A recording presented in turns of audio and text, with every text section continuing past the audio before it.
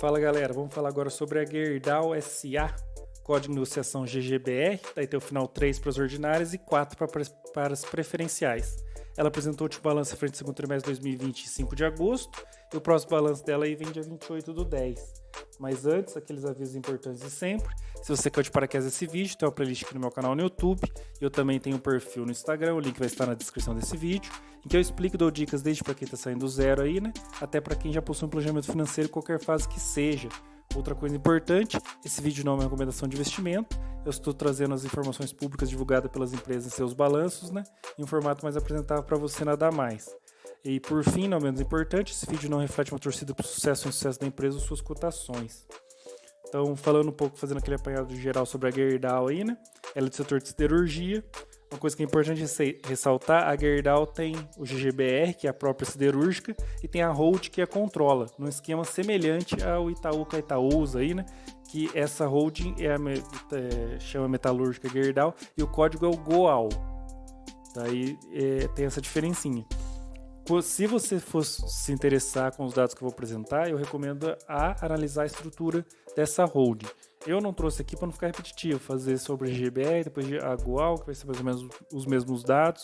É uma coisa semelhante ao que acontece como eu falei, com o Itaú e com o Itaúsa, qualquer holding que tenha. É meio por incorporação os resultados aí. Daí fica meio repetitivo se fazer duas vezes sobre a mesma empresa. Mas se você, como eu falei, se você decidir montar uma posição nessa empresa, a partir de suas pesquisas, é muito interessante você sempre analisar como se dá essa estrutura de holding, por que ela fez isso, se é uma estrutura melhor mesmo para o acionista, beleza? Ela está listada no segmento de estágio nível 1, muito em cima dessa estrutura, né? Porque daí ela acaba tendo um float baixo nas ordinárias, tem preferenciais, então não consegue ser do novo mercado, que é o nível acima de governança, né? Ela é privada, não tem participação do governo, ela tem tag along de 100%, ou seja, se o controle dela for vendido tanto e você for portador tanto das ações ordinárias quanto das preferenciais, você vai receber 100% do valor que o controlador efetuar na venda desse controle, né? Você tem direito a esse valor aí, dependendo das regras da venda de controle. Ela tem free float de 2%, muito em função de que os outros, entre 2% e 3%, os outros 97% e 98% fica na mão dessa holding que eu falei, que é negociado sobre o código GOAU, G-O-A-U. O grande float fica nas preferenciais, né? Ela deixa para o mercado as preferenciais. Também você tem que analisar até que ponto isso, por que isso ocorre, se isso não prejudica a governança da empresa. Aí fica comprovado pelos negócios diários também que tá praticamente só nas PN, né? Nas ordinárias, apesar de dar até para você montar uma posição ali, você fica meio comprometido, sua liquidez sofre um certo risco, caso aconteça uma coisa muito grave com a empresa, é difícil de sair, né? Não que vai acontecer, mas você tem que ter a porta sempre aberta, né? Então aí vale a pena você dar uma investigada. Aí o lance da governança dela está muito em estudar a holding, né? Aí você vê a governança. Mas avançando, falando dos dados dela, ela é uma empresa, a receita vem andando meio de lado, você pode ver que os níveis de 2019 aí são os mesmos lá de 2013, 2014, e mesmo se você pegar de 2010 até 2014 o crescimento ali não foi tão robusto. Isso tem visto também porque a empresa é muito grande, muito intensivo capital, é diferente de uma menorzinha que tem muito espaço para crescer, né? Ela já é uma das maiores do seu setor de cirurgia no mundo, uma das maiores do Brasil também, então já é mais difícil de crescimento.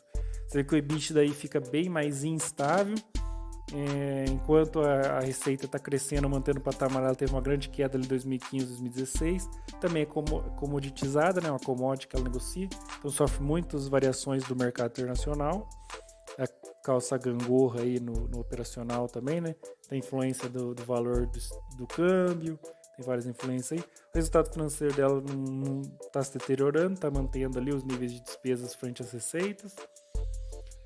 Aí o lucro líquido fica essa coisa em V. O Brasil teve muita crise em 2015, 2016, depois teve uma pequena retomada, agora está entrando em crise de novo. Então ela acaba seguindo esse cenário, esse cenário da economia, né? Como a economia se comporta, ela vai se comportando semelhante. Você vê que em 2010, 2014 a economia brasileira teve uma pequena queda, ela foi caindo nas tendências, depois teve um abismo em 2015, 2016, uma retomada aí até 2018, agora está vendo outras quedas aí, né? Principalmente esse ano.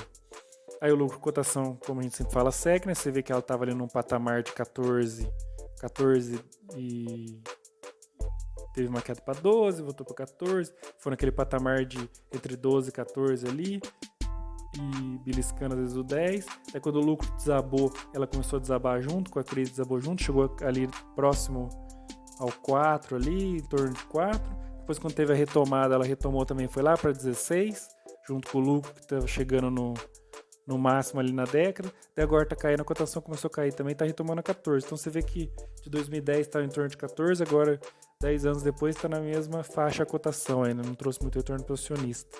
O investidor se trouxe sob outras formas, com dividendos, as coisas, mas na cotação mesmo, nada. A margem líquida dela teve os anos de prejuízo, isso dá uma prejudicada na análise 2015, 2016 e 2017. Ela teve bastante anos de lucro nesse período, né? Mas você vê que a margem fica em torno de 5. Não tem muita vantagem competitiva, né? O patrimônio líquido dela tá tendo um crescimento, mas você vê que ainda está em níveis atuais hoje menores que 2014, então não é crescente, mas é bem intensivo de capital, tem bastante patrimônio, né? Tem muito que analisar. O ROI acontece a mesma coisa que a margem líquida, fica prejudicado nos anos de prejuízo, né? 2015, 2016, 2017, ou seja, você vê que ela teve prejuízo de forma relativamente recente, né? E vê outra fragilidade dela, que é ser meio dependente da economia do país, né? O ROI dela também não chama, é bom, os melhores dados dela ficaram no começo da década, infelizmente. Hoje em dia, talvez ela esteja no momento até de retomada, mas não no auge, né, como se diz. Ela experienciou o melhor momento dela lá para 2010. Você vê que também, junto com a economia do país, né? Na década, acho que o nosso melhor ano foi há 10 anos atrás. Aí o caixa, uma empresa tão intensiva, tem que ser comparado com a dívida, porque sozinho fica difícil. Então já vamos para esse gráfico da dívida líquida. Você vê que a dívida líquida, por isso que eu falo, às vezes quando a empresa é muito intensiva capital, o nível de dívida é muito mais elevado que o caixa. Então não adianta você ver a empresa reforça o caixa, é diferente de uma empresa que tem o capital social menor, que ela reforçar o seu caixa frente à sua dívida faz algum sentido. Voltando aqui, você vê que ela reforçou nos últimos 6 meses o caixa, mas quando comparado com a dívida não faz nem cosquinha, né? É uma pequena elevação. A dívida líquida aumentou, ou seja, teve uma guinada aí nos últimos 6 meses, não precisa nem falar porquê, né? Ela pode sofrer com o câmbio, cenário adverso, né? Retração da indústria, a retração da indústria aí afeta ela bastante. É aquela história, tem que ver quanto que o setor foi afetado, né? O varejo se deu bem, que aumentou o e-commerce ali, né? Muitos conseguiram reportar lucro, mesmo com o cenário adverso. Por outro lado, essas que são as pré-indústria ali, né? As que fornecem insumos e bens para a indústria sofrem um pouquinho mais, tem que se endividar um pouco mais. O DBPL dela está bem equilibradinho, isso é bem legal. Você vê que a escala é menos de 1, ou seja, ela tem um patrimônio robusto, se financia mais a partir de recursos próprios do que recurso terceiro. E a dívida também pro mercado dela, né, que ela está inserida, que é bem intensivo, está bem controlado. Está começando a ficar um pouquinho descontrolado agora, foi bem drástico, mas principalmente em função dos prejuízos em 2015, 2016, né? Você voltando em 2017 já começou a regular, 2018 melhor ainda, 2019 começou a não descontrolado, agora está ficando um pouquinho perigoso por essa elevação da dívida desse ano, mas também aquela ressalva que a gente faz. O problema dela aí está pelo passado recente, prejuízo 2015, 2016, essa dependência da economia que eu volto. Porque se você for ver assim, dá para você desconsiderar o que a gente está, todos os investidores estão fazendo, que é dar uma desconsiderada 2020, né? Porque se você for considerar esse ano, você não investe quase em nada. Todo o cenário se deteriorou por ser um ano bem atípico, né? Uma pandemia a cada 100 anos que está acontecendo aí, né? Nas proporções da atual. Então ele acaba sendo meio atípico. Você acaba vendo mais cenários, né? Os outros cenários em vez do ano, quando você está analisando as empresas esse ano. E nela o que você fica aí é mais você dá uma olhadinha que ela joga conforme o cenário econômico, né? Ela tem uma dependência da economia do país, ela não consegue descolar dessa economia e apresentou prejuízos recentes por causa disso. O Brasil passou uma forte crise aí em 2014, 15, 16. Até agora tem um certo debate para saber se já saiu da crise, né? Teve essa pandemia que está jogando o país de novo na crise. Então daí fica meio complicadinho para ela, que depende tanto da economia do país, né? Então se você chegou até aqui e gostou, Marque aquele seu amigo ou familiar que você acha que vai gostar desse tipo de conteúdo, que você quer que ele se torne investidor, né, e tenha acesso a esse tipo de conteúdo. Comenta deixando sua opinião ou dúvida, qual empresa você gostaria de ver por aqui, se você tem alguma desse setor de siderurgia, se você tem a Gerdau. Curte, compartilhe e difundir educação financeira. Não se esqueça, como eu sempre estou pedindo, de se inscrever no meu canal no YouTube, seguir meu perfil no Instagram e acompanhar as próximas análises.